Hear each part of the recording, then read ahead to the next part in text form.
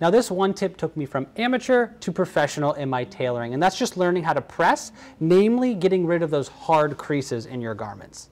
So here we are. You've seen it, I've seen it, we've all seen it. That dreaded press mark right at the bottom of a hem or on the bottom of a sleeve, anywhere where you had to either lengthen or move a line that has already been pressed in.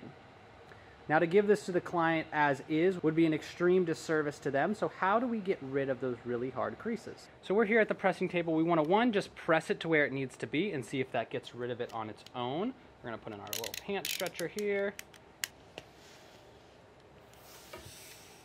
So here we've tried pressing it with just a normal iron, and we still have a nice little crease running down the side here.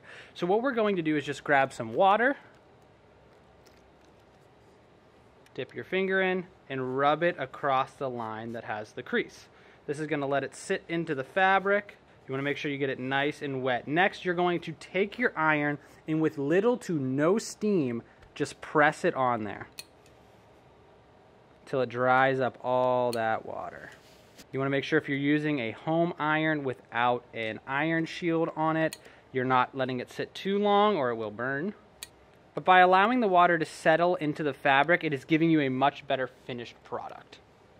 Now, if you don't have a gravity-fed iron like we have here in the shop and you're working with something more like this guy, all you're going to do is use this spray button on your iron. That's going to shoot water out the front, get it right on the crease you want it at, and again, with little to no steam, iron that out. And as you can see there is no more lip to the edge of that fabric. It's nice and smooth and looks like it was never touched. Well, and that's it. Super simple. Get your stuff looking clean with the pressing, and it's going to take your tailoring to the next level. Thank you for watching, and I look forward to working with you guys next time.